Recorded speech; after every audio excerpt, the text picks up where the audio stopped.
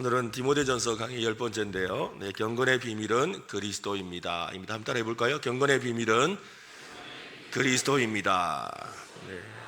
러시아 그 정교회 성당을 한 40곳 정도를 제가 방문해 본 적이 있습니다. 성당 안으로 들어서면 이 개신교 예배당과는 분위기가 사뭇 다릅니다. 높은 정장과 화려한 성화들, 그리고 오래된 아이콘과 촛불과 은은하게 퍼지는 향냄새가 있습니다. 이 성당 안에 들어서는 순간 자연스럽게 목소리도 낮아져요. 그래서 소근소근하게 말하게 되고 또 큰 소리를 내면 안 될 것 같습니다. 발걸음도 조심스러워집니다. 사람들은 성화 앞에서 촛불을 밝히고 고개를 숙이고 조용히 기도합니다. 그곳에 서서 한참을 바라보다가 이런 생각을 했습니다. 참 경건하구나. 야, 참 경건하다. 근데 정확하게 말하면 이 경건하다라는 표현보다는 경건미가 있구나라는 그런 표현이 더 정확한 것 같습니다. 수백 년의 시간이 쌓인 벽과 천장과 오래된 예배의 흔적을 보고 있으면 마음도 차분해집니다. 여기에서는 뭔가 경건해야 할 것 같다라는 느낌이 들지요. 독일에 방문한 적이 있는데요. 그때도 비슷한 경험을 했습니다. 종교개혁자 마틴 루터의 이야기가 깊이 새겨져 있는 비텐베르크 성당을 방문했습니다. 루터가 살았던 그 시대가 떠오르고 그가 복음의 진리를 붙들기 위해 씨름했던 시간이 떠올랐습니다. 당시 교회를 향하여 말씀으로 외쳤던 종교개혁의 함성이 들리는 것처럼 느껴졌습니다.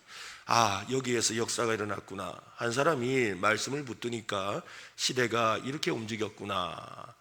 그곳을 걸어 다니는 것 자체로 조금은 제가 더 경건해진 것 같은 그런 느낌이 들기도 했습니다. 근데 여러분, 과연 경건이 그런 것일까요? 우리의 일상을 생각해 봐도 마찬가지입니다. 어떤 사람을 보면 저분 참 경건하다라고 생각이 들지요. 새벽 기도를 빠지지 않는 사람, 성경을 많이 읽고 있는 사람, 또 말에서 어떤 절제가 느껴지는 사람, 또 교회 봉사를 오래 한 사람, 또 헌신적이고 도덕적으로 반듯한 사람을 보면 저 사람 참 경건하다, 경건한 사람이라고 생각이 됩니다. 물론 그 모습은 참 귀하지요. 똑같은 질문을 던져야 합니다. 그것이 경건의 본질일까요? 경건함을 외적인 분위기나 종교적인 행동으로 이해하면 두 가지 위험에 빠질 수가 있습니다. 하나는 자기의입니다. 자기의. 하나님을 바라보게 하는 것이 아니라 어느 순간 나 자신을 자랑하게 합니다. 또 다른 위험은 절망이죠. 나는 왜 저 사람처럼 기도하지 못할까? 나는 왜 저렇게 성경을 많이 읽지 못할까? 나는 왜 자꾸 넘어질까? 잘하면 교만하고 못하면 낙심하게 됩니다. 두 경우 모두 경건의 중심에 그리스도가 아니라 내가 서 있는 거예요. 내가 어떻게 하면 경건하고, 내가 뭐 좀 부족하면 덜 경건하다. 이 경건의 중심이 나에게 있다는 것이죠. 지난 시간에 교회는 살아계신 하나님의 집이고 진리의 기둥과 터라고 했습니다. 오늘 말씀은 그 교회에 반드시 있어야 될 비밀이 있다고 합니다. 그것은 경건의 비밀이라고 합니다. 16절 우리 한 번 더 읽어보겠습니다. 같이 읽겠습니다. 그도다 경건의 비밀이여 그렇지 않다는 이 없도다. 그는 육신으로 나타난 바 되시고 영으로 의롭다 하심을 받으시고 천사들에게 보이시고 만국에서 전파되시고 세상에서 믿음 바 되시고 영광 가운데 올려지셨느니라. 그도다 경건의 비밀이여 그도다 경건의 비밀이여. 이 바울은 감탄하고 있습니다. 이 크도다라는 이 표현을 만약에 우리말로 바꾸면 어떤 게 될까라고 생각해 보니까 그냥 와. 요즘 젊은 사람들 표현은 뭐 강단에서 하긴 좀 그렇지만 요즘 젊은 사람들은 웬만하면 미쳤다 이러더라고요. 그러니까 그 미쳤다 이런 말이에요. 그러니까 크도다 경건한 이 비밀이요 라고 했다는 것입니다. 그 다음이 중요하죠. 그는 육신으로 나타난 바 되시고 영으로 의롭다 하심을 받으시고 천사들에게 보이시고 만국에서 전파되시고 세상에서 믿음 바 되시고 영광 가운데 올려지셨느니라. 여러분 지금 누구 이야기를 하고 있습니까? 누구죠? 예수 그리스도입니다. 맞습니다. 예수 그리스도가 바로 경건의 비밀이라는 것입니다. 그도다 경건의 비밀이여 그렇다 아니할 사람이 없구나. 그는 예수 그리스도시다 라고 말하고 있다는 겁니다. 오늘 우리도 예수 그리스도의 그 위대하심 앞에서 그도다 경건의 비밀이여. 이렇게 감탄사를 발휘하는, 또 그렇게 터져나오는 그런 오늘 이 말씀이 되었으면 좋겠습니다. 미리 한번 연습 한번 하시죠. 와, 그도다. 별로 감동이 안 되는데요. 네, 한번 더 합시다. 와, 그도다. 경건의 비밀이여. 네, 와, 그도다. 정말로 이런 감탄사가 나오는 역사가 성령님께서 해주시기를 바랍니다. 가끔 이런 생각을 합니다. 왜 사람들은 신을 만나기 위해서 높은 곳으로 올라가려고 했을까요? 우리나라의 오래된 사찰들을 가보면 산속 깊은 곳이나 높은 산에 자리 잡은 경우가 많지요. 그래서 저 팔공산, 저 갓바위도 얼마나 높이 올라가야 됩니까? 산길을 한참 올라가면 비로소 절이 나타납니다.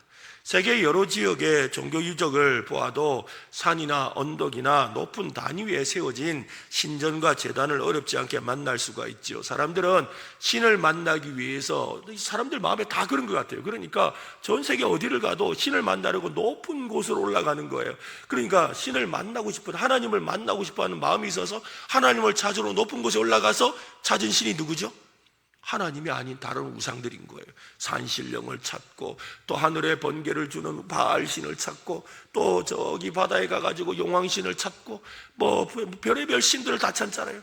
그러니까 결국에는 사람 스스로는 하나님을 찾지 못하는데 어떻게 하든 하나님이 저 하늘에 있다는 생각은 있어가지고 자꾸 높은 곳으로 올라가서 거기 가서 어떤 신을 만나보고 싶어하는 그런 마음이 사람의 마음에 있다는 것이죠. 성경에도 사람들이 높은 곳에 산당을 만들고 제사를 지내려고 했던 이유가 거기에 있는 것이지요.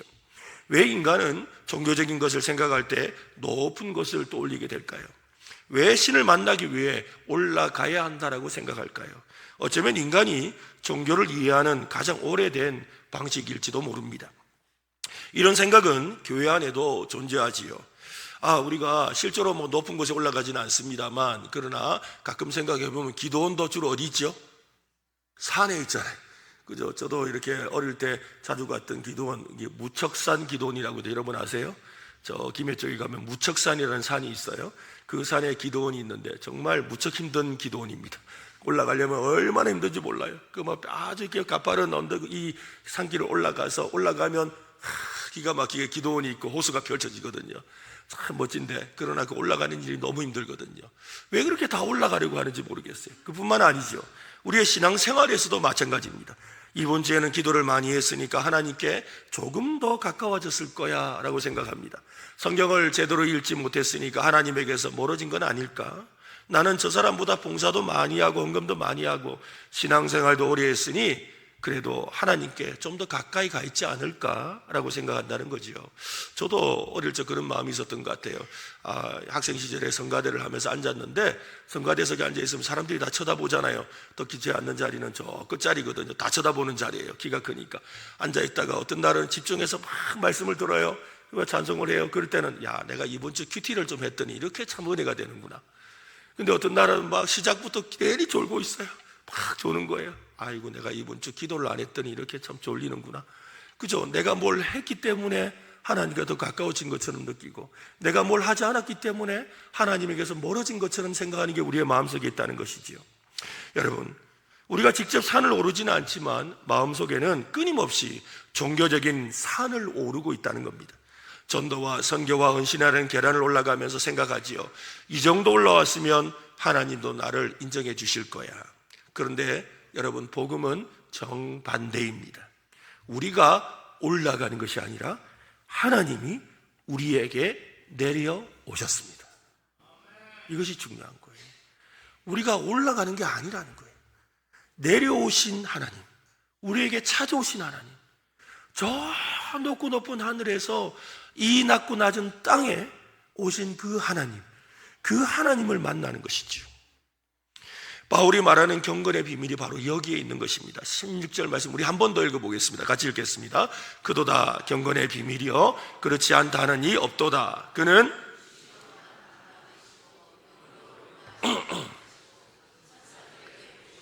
만국 백성에게 전파되시고 세상에서 믿음 받으시고 영광 가운데서 올려지셨느니라. 그는 육신으로 나타난 바 되시고. 우리가 하나님께 올라간 것이 아니라는 거예요. 하나님께서 우리에게 내려오셨다는 것을 그는 육신으로 나타난 바 되시고 라고 하는 것입니다. 걸어가신 하나님께서 죄인들이 살아가는 이곳에 찾아오셨습니다. 이것이 기독교 본질이죠. 이 복음의 가장 놀라운 역설인 성육신, 말씀이 육신이 되어 하나님이 육신이 되어 이 땅 가운데 내려오셨다라는 것입니다.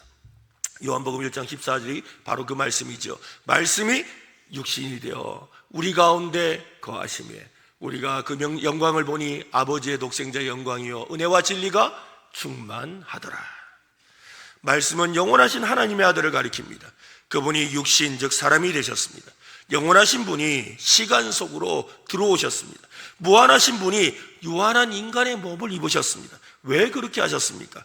우리가 올라갈 수 없기 때문이라는 것이에요.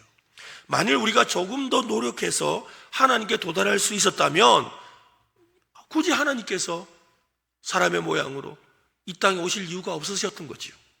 우리가 조금만 더 교육받으면 만약에 하나님께로 갈 수 있는 길을 알 수 있었다면 하나님께서는 위대한 교사를 보내주셨을 겁니다.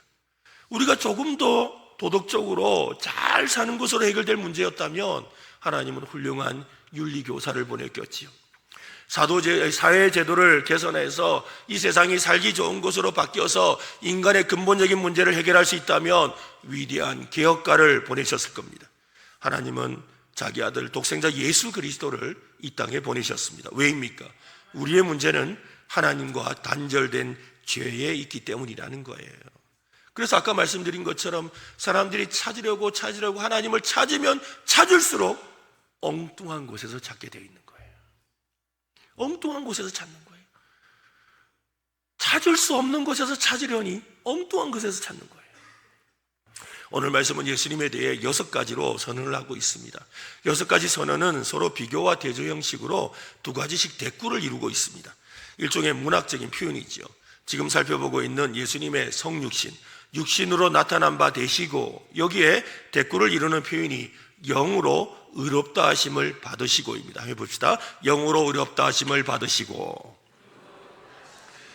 네, 육신으로 나타나셨다라는 말은 그리스도께서 참 인간으로 이 땅에 내려오셨다라는 말이에요. 그러니까 예수님이 하나님의 아들이라는, 그런데 예수님이 하나님의 아들이라는 것을 사람들이 믿지를 못하는 거죠. 아니, 나랑 똑같이 옷 입는데, 너 나랑 똑같이 밥을 먹는데, 너 나랑 똑같이 잠을 자는데 네가 무슨 하나님이야? 네가 어떻게 하나님이야? 그랬다는 거예요. 여기에 대해서 영으로 의롭다 하심을 받으셨다라고 말하고 있습니다. 이 말은 죄가 없으신 그리스도께서 성령 안에서 특별히 부활을 통해 참 하나님의 아들이요 의로우신 메시아로 확증되셨다라는 것입니다. 예수님 스스로가 내가 하나님의 아들이라고 아무리 외쳐도 사람들이 믿지 않기 때문에 성령님께서 그 일을 이루셨다는 거예요. 예수님이 하나님의 아들이라는 것을 성령님께서 분명하게 입증하고 확증해 주셨다라는 말입니다. 예수님의 생애를 한번 생각해 보십시오. 성령님은 마리아의 태중에 그리스도를 잉태하게 하셨죠. 성령으로 잉태하사라고 우리가 고백하잖아요. 요단강에서 세례를 받으실 때 비둘기처럼 임하시는 것을 보았습니다. 그래서 하나님께서 선택한 자라는 것을 알게 하시고 이는 내 사랑하는 자여 내 기뻐하는 자라고 말씀하게 하셨죠. 그리스도께서 광야에서 시험을 받으실 때도 성령님께서 그를 광야로 이끌어 주셨어요. 병든 자를 고치시고 귀신을 내어 쫓으실 때도 성령님의 능력이 함께 하셨습니다. 무엇보다 성령님의 그 확증이 가장 찬란하게 빛난 순간은 바로 부활의 아침이었습니다. 예수님은 십자가에서 비참한 죄인의 모습으로 하나님께 버림을 받고 저주받은 자로 죽으셔야 했습니다. 하지만 성령 하나님께서 그 무덤에 머물러 있던 차가운 육신을 사흘 만에 살리셨습니다. 성령님은 부활을 통해 예수님이 참으로 하나님의 아들이심을 하늘과 땅에 선포하셨던 것이죠. 이것을 로마서는 이렇게 말을 합니다. 같이 읽어보겠습니다. 성결의 영으로는 죽은 자들 가운데서 부활하사 능력으로 하나님의 아들로 선포되셨으니 곧 우리 주 예수 그리스도시니라. 바울은 이것을 보고 그도다 라고 외친 경건의 비밀이라고 하는 것입니다. 하나님은 멀리 계신 하나님이 아닙니다. 우리와 함께 하시는 하나님이십니다. 내 안에 경건을 쥐어 짜내려는 피곤한 노력을 이제 멈춰야 되는 거죠. 내 힘으로 무엇인가를 이루어 하나님을 감동시키게 하려고 하는 그 교만했던 헛된 수고를 버려야 합니다. 오늘 나의 실패와 무능을 철저히 인정해야 합니다. 율법 앞에 벗겨진 나의 부끄러움을 감추지 말아야 하지요.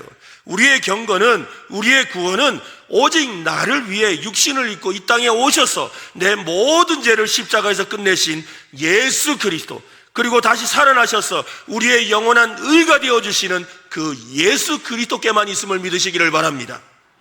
그 예수 그리스도를 아는 것이 경건이고, 그 예수 그리스도를 믿는 것이 경건이고, 그 예수 그리스도와 함께 살아가는 것이 경건이라는 거예요. 그분이 지금 우리와 함께 하십니다. 여러분 안에 계십니다. 지금 여러분의 심령 속에 살아계십니다.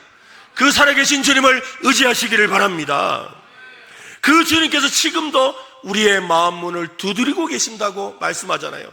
요한계시록 3장에 보면 볼지어다 내가 문 밖에 서서 두드리노니 누구든지 내 음성을 듣고 문을 열면, 그렇죠? 근데 그걸 여러분 이 불신자에게 말하는 게 아니에요. 교회에게 말씀하셨던 거예요. 교회는 뭐예요? 바로 예수 믿는 사람들에게 볼지어다 내가 문 밖에 서서 두드리노니 누구든지 마음 문을 열고 나를 받아들이고 나와 함께 먹고 마시라고 하신 것이지요. 오늘 주님께서 여러분의 마음 문을 두드리고 계십니다. 내가 주님의 문을 두드리는 것이 아니라 주님이 우리의 마음 문을 두드리고 계십니다. 그 마음 문을 여시기를 바랍니다. 그리고 그분을 우리의 마음에 왕으로 모셔드리기를 바랍니다. 나의 주인으로 모셔드리기를 바랍니다. 그럴 때 우리의 진정한 경건이 시작되는 줄로 믿으시기를 바랍니다. 한 성도님이 설교 시간에 이 선교사에게 대해서 힘써야 된다는 설교 말씀을 들었습니다. 예배를 마치고 목사님께 질문을 합니다. 목사님, 우리 교회도 이제 이렇게 많이 성장하고 또 선교도 많이 하는데 이제 좀 편안하게 좀 이렇게 신앙생활을 해도 되지 않을까요? 라고 이렇게 물었어요. 그래서 목사님이 웃으며 대답합니다. 성도님, 복음은 냉장고에 넣어두는 음식이 아니라 배달해야 되는 소식입니다. 냉장고에 넣어두는 음식이 아니고 배달해야 될 소식이라는 거예요. 그러니까 이 성도님이 웃자고 묻습니다. 그러면 배달은 누가 해야 됩니까? 자기가 하기 싫어 물었죠. 그랬더니 목사님이 질문하시는 분이 해야지요. 그랬다는 거예요. 우스개 이야기입니다만 복음에 대해 깊이 생각해 볼 문제가 있습니다. 복음을 듣는 것을 우리는 좋아합니다. 또 은혜를 받는 것도 좋아하지요. 좋은 말씀을 들으면 마음에 오래 간직하고 싶지요. 그래서 오늘 말씀 참 좋았다, 은혜 많이 받았다면서 동그라미도 치고 또 색연필로 칠도 하고 또 메모도 하고 또 어떤 경우에는 그거 메모한 것을 냉장고 앞에다 붙여놓기도 하잖아요. 그죠? 그러면서 이렇게 말씀 너무 좋았어요, 은혜가 되었어요, 이렇게 생각합니다. 근데 여러분, 이 마음속 냉장고에 잘 간직하는 것으로 끝나서는 안 된다는 거예요. 어떤 분은 심지어 그것이 은혜가 상할까봐 진공 포장해서 꽁꽁 저 깊은 곳에 냉동실에 저장해 놓는 사람도 있다는 거죠. 여러분, 우리에게 주신 은혜는 보관하는 것이 아니에요. 흘려보내야 되는 거예요. 따라합시다. 은혜는 흘려보내는 것이다. 한번 더 합시다. 은혜는 흘려보내는 것이다. 근데 은혜는 흘려보내는 거예요. 복음은 흘려보내라고 주신 생명입니다. 우리는 복음을 받은 사람이고 동시에 복음을 들고 나가는 사람들입니다. 우리는 은혜를 입은 사람이고 동시에 은혜의 통로로 부름을 받은 사람이라는 것입니다. 오늘 본문에서 바울은 이 경건의 비밀이신 그리스도에 대해서 이렇게 선포합니다. 16절을 한 번 더 보십시오. 그도다 경건의 비밀이여 그렇지 않다 하는 이가 없도다. 그는 육신으로 나타난 바 되시고 영으로 의롭다 하심을 받으시고 이제 천사들에게 보이시고 만국에서 어떻게 되었다? 전파되셨다. 지금 살펴보는 게 바로 이거예요. 천사들에게 보이시고 만국에게 전파되셨다. 이 두 번째 대꾸를 이루는 선언은 천사들에게 보이시고 만국에서 전파되셨다는 것입니다. 이 짧은 말씀 안에는 두 방향이 있습니다. 하나는 위를 향하고 있죠. 천사들에게 보이시고, 다른 하나는 밖을 향하고 있습니다. 만국에게 전파되신다. 하늘에서는 천사들이 그리스도를 바라봅니다. 땅에서는 교회가 그리스도를 전합니다. 먼저 천사에게 보이셨다라고 합니다. 천사는 예수 그리스도의 사역을 직접 보았고 그것을 전하는 하늘의 전령을 말하지요. 천사들은 하늘 보좌에 계시던 성자 하나님께서 비천한 인간의 몸을 입고 낮고 천한 말구 위에 누워 계신 것을 그들은 직접 보았지요. 기가 막힌 우주적 사건 앞에서 천군과 천사들이 하늘을 가르고 나타나서 지극히 높은 곳에서는 하나님께 영광이요, 땅에서는 그 기뻐하심을 입은 자들 중에 평화로다 라고 찬송을 했잖아요. 여러분, 공생애를 시작하실 때 어떻게 하셨습니까? 천사들이 예수님을 그저 그 광야에서 줄이고 마귀에게 시험 받으실 때 예수님을 수정 두셨어요. 또한 십자가의 고난을 지나 부활하시는 아침에는 무덤의 돌문을 굴러내고 주님의 부활을 가장 먼저 목격하고 이 부활하신 주님을 왜 여기서 찾느냐라고 말했던 이도 천사들이었어요.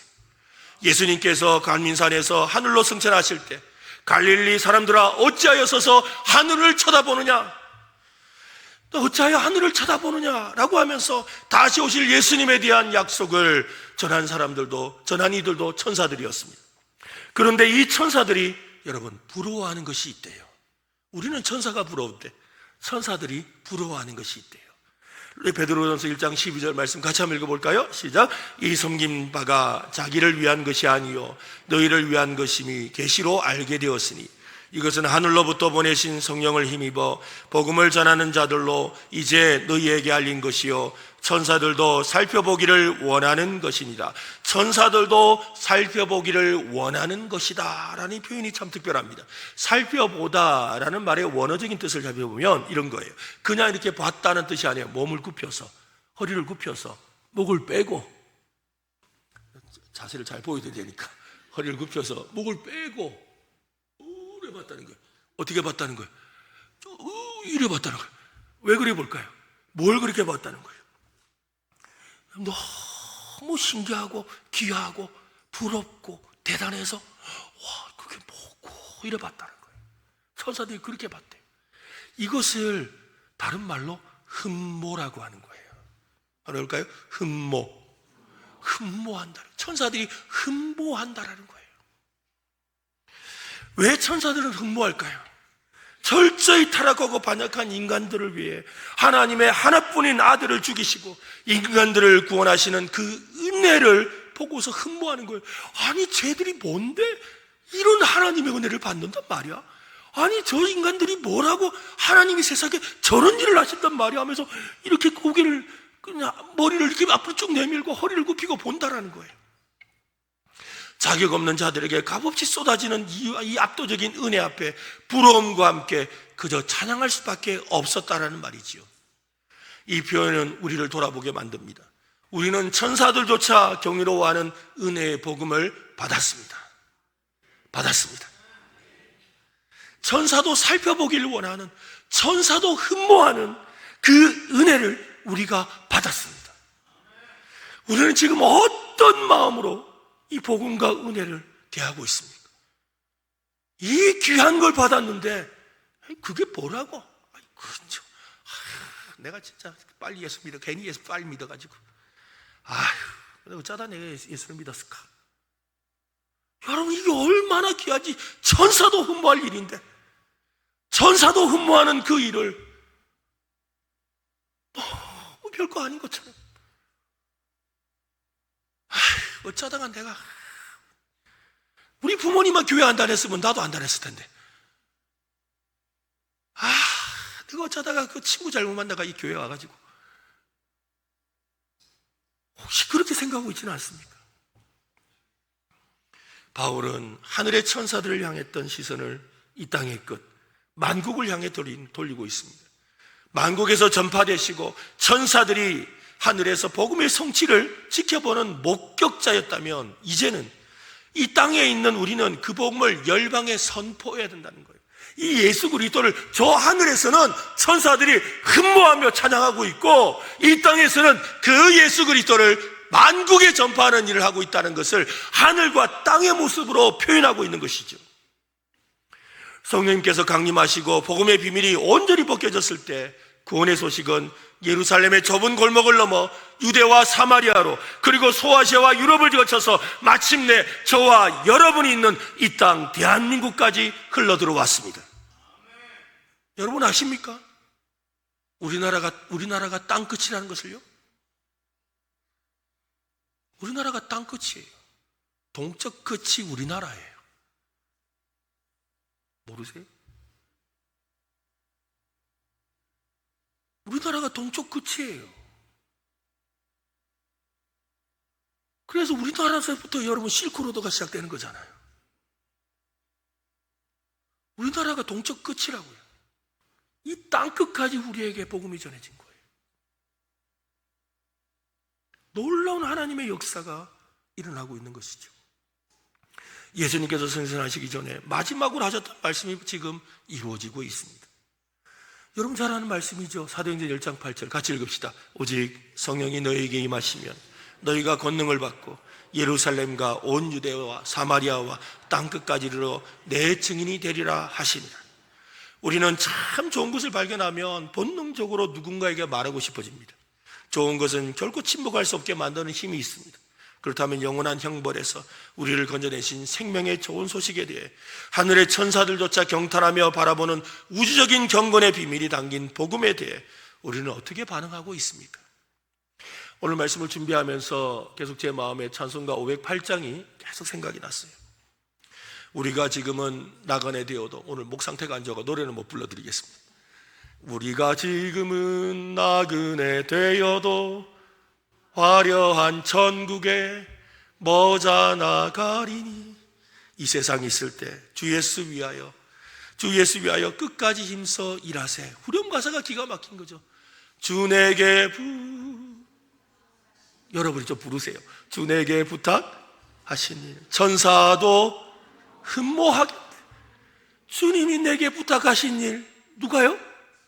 천사도 흠모하겠네.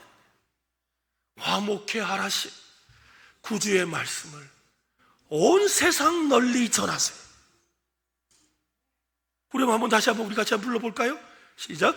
주 내게 부탁하시니 천사도 흠모하겠네. 천사도 흠모하 화목해 하라시 화목해 하라시 구주의 말씀을 온 세상 널리 전하세. 온 세상 널리 전하세. 우리 한 번 더 합시다. 후렴. 주 내게 부탁하신 일, 주 내게 부탁하시니 천사도 흠모하겠네. 천사도 흠모하겠네.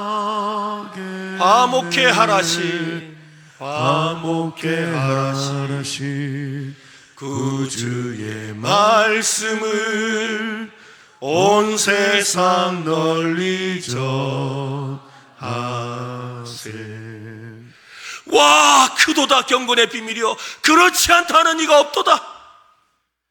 바울이 큰 소리를 외쳤던 이유가 바로 여기에 있는 겁니다. 경건의 비밀을 소유한 교회는 자기 안에 복음을 가둘 수가 없습니다. 우리는 복음을 전해야 합니다. 가정을 향해, 이웃을 향해, 열방을 향해 나아가야 합니다. 자격 없는 나를 만국 중에 찾아내어 구원하신 그 압도적인 은혜와 천사들조차 경이롭게 쳐다보는 그 은혜가 내 안에 있는 것을 믿으시기를 바랍니다. 내 안에 그 놀라운 은혜가 있습니다. 그 은혜가 흘러넘치고 있음을 믿으시길 바랍니다. 그 흘러넘치는 은혜가 있다면 그것을 만국에 전하는 것이 우리의 사명인 줄로 믿으시기를 바랍니다. 우리의 영혼에 있는 죄의 뿌리는 내가 내 인생의 왕이 되려는 지독한 반역입니다. 우리는 하나님을 믿기보다 내 통장 잔고를 더 급하게 믿죠. 내 건강을 의지하고 내 알량한 경험과 지식을 더 신뢰하려고 합니다. 예수님을 나의 주, 나의 왕이라고 고백하면서도 실제 삶에서는 그분을 내 계획을 돕는 비서 정도로, 하나님 내 이런 계획이 있거든요, 하나님 이 계획을 도와주셔야 됩니다. 하나님 이번에 내가 이렇게 하려고 하는데 힘이 좀 부족하거든요, 힘 좀 주세요. 내게 있는 것을 도와주는 어떤 비서 정도로 생각한다는 것이죠. 내 문제를 해결해주는 기능적인 어떤 구원자 정도로 그렇게 취급할 때가 너무나 많죠. 내 뜻대로 인생이 통제되지 않을 때 견딜 수 없는 불안에 시달리기도 합니다. 우리의 믿음조차도 성령님께서 죽은 영혼을 살리셔서 그리스도를 붙들게 하신 하나님의 은혜의 선물이라는 사실을 우리는 잊으면 안 됩니다. 우리에게는 단순 단 한 줌의 믿음조차 스스로 생산할 능력이 없습니다. 한번 따라합시다. 믿음도 은혜입니다. 옆 사람에게 말해주세요. 믿음도 은혜요. 네, 여러분, 은혜란 말이 무슨 말이에요? 내가 믿는다고 믿을 수 있는 게 아니다 이 말인 거예요. 은혜 주셔야 믿는 거예요. 은혜 주셔야 믿는 거예요. 내가 믿겠습니다 한번 천번 만번 외쳐보세요. 믿어지나? 믿을 은혜 주셔야 믿는 거예요. 여러분, 복음에 닫힌 마음을 깨우고 성령님이 자아의 그 견고한 벽을 무너뜨리시지 않으신다면, 성령님이 죽은 내 영혼에 생기를 불어넣지 않으신다면 우리는 끝이에요. 그냥 죽음이에요. 허망한 거예요. 철저한 끝입니다. 이 완전한 절망, 영적인 죽음의 무덤 앞에서 바울은 선포하고 있습니다. 16절을 한 번 더 보십시오. 그도 다 경건의 비밀이요 그렇지 않다 하는 이 없도다. 그는 육신으로 나타난 바 되시고 영으로 어렵다 하심을 받으시고 천사들에게 보이시고 만국에서 전파되시고, 그 다음 같이 읽어볼까요? 세상에서 믿은 바 되시고 영광 가운데 올려지셨느니라. 세상에서 믿은 바 되시고 영광 가운데 올려지셨느니라. 이것이 세 번째 대꾸 선언입니다. 십자가에 못 박혀 죽은 1세기의 갈릴리의 한 가난한 목수를 온 세상의 구주요 하나님으로 믿는다는 것은 유대인들에게는 모독적이고 거리끼는 것이었습니다. 이방인들에게는 미련하고 어리석기 짝이 없는 이야기였습니다. 그런데 어떻게 이 미련해 보이는 복음이 예루살렘과 유대와 사마리아와 이 사마리아를 넘어서 전 세계 수많은 영혼을 완전히 굴복시킬 수가 있었을까요? 어떻게 죄로 말미암아 영적으로 완전히 죽어있던 사람들이 자아를 부인하고 십자가 예수님을 나의 주님으로 고백할 수가 있었습니까? 그것은 오직 성령 하나님 때문이라는 것입니다. 고린도전서 12장 3절에 그러므로 내가 너희에게 알리노니 하나님의 영으로는 말하는 자는 누구든지 예수를 저주할 자라 하지 아니하고 또 성령으로 아니하고는 누구든지 예수를 주시라 할 수 없느니라. 한번 해봅시다. 성령으로 하지 않고는 예수님을 주로 고백할 수 없다. 네, 성령님께서 여러분의 마음에 믿을 마음을 주시기 때문에, 믿을 은혜를 주시기 때문에 고백하는 것입니다. 복음이 세상에 믿음 바되었다라는 것은 성령 하나님께서 돌같이 굳은 죄인의 마음을 산산히 깨뜨리시고 그 속에 영적인 생명을 불어넣으시고 위대한 재창조의 기적을 이루셨기 때문입니다. 성령님께서 십자가에 달리신 그 예수를 우리의 마음에서부터 믿어지게 하신 것이지요. 바울은 이제 이 모든 경건의 비밀을 하나의 압도적인 승리의 선언으로 마무리 짓고 있습니다. 영광 가운데 올려지셨느니라. 영광 가운데 올려지셨다. 올라가셨다고 하지 않으셨어요. 올려지셨다라고 하는 거예요. 예수 그리스도의 승천을 가르치죠. 예수님께서 구름을 타고 제자들 사이에서 우주 어디엔가로 사라지셨다는 어떤 이별 이야기가 아닙니다. 십자가와 부활의 구속 사역을 완벽하게 이루시고 만유의 통치자로 즉위하시고 하늘 보좌 우편에 앉으셨느니라 라는 사도신경에 그 고백의 역사가 일어났다라는 말인 거예요. 빌보스 2장에 보면 이러므로 하나님이 그를 지극히 높여 모든 이름 위에 뛰어난 이름을 주사 하늘에 있는 자들과 땅에 있는 자들과 땅 아래에 있는 자들로 모든 무릎을 예수 이름에 꿇게 하시고 모든 입으로 예수 그리스도를 주라 시인하여 하나님 아버지께 영광을 돌리게 하셨느니라. 이 승천의 영광이 얼마나 압도적인지를 가장 생생하게 목격한 사람이 있습니다. 그는 누구냐면 반모섬에서 유배되었던 사도 요한입니다. 당시 초대교회는 로마 제국의 무자비한 박해 아래 신음하고 있었습니다. 절망적인 상황 속에서 환상 중에 하늘문이 열리는 것을 보았습니다. 하나님께서 보여주시는 것은 하늘의 보좌 한가운데 계신 일찍이 죽임을 당한 것 같은 어린 양과 모든 천사와 하늘과 땅의 모든 피조물이 일제히 엎드려 우주적인 대합창을 터뜨리는 그런 광경이었습니다. 계시록 5장에 그 내용이 나와요. 내가 또 보고 들음에 보좌와 생물들과 장로들을 둘러선 많은 천사의 음성이 있으니 그 수가 만만이요 천천이더라.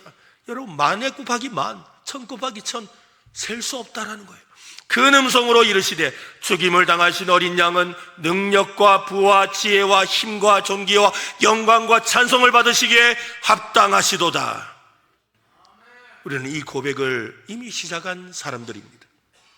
세상이 마지막 날 하게 될 고백을 지금 우리의 입술로 온 마음과 또한 온 몸을 다해 드리는 것이지요. 한번 해볼까요? 예수님은 나의 주님이십니다. 예수님은 나의 왕이십니다. 예수님은 나의 주님이십니다.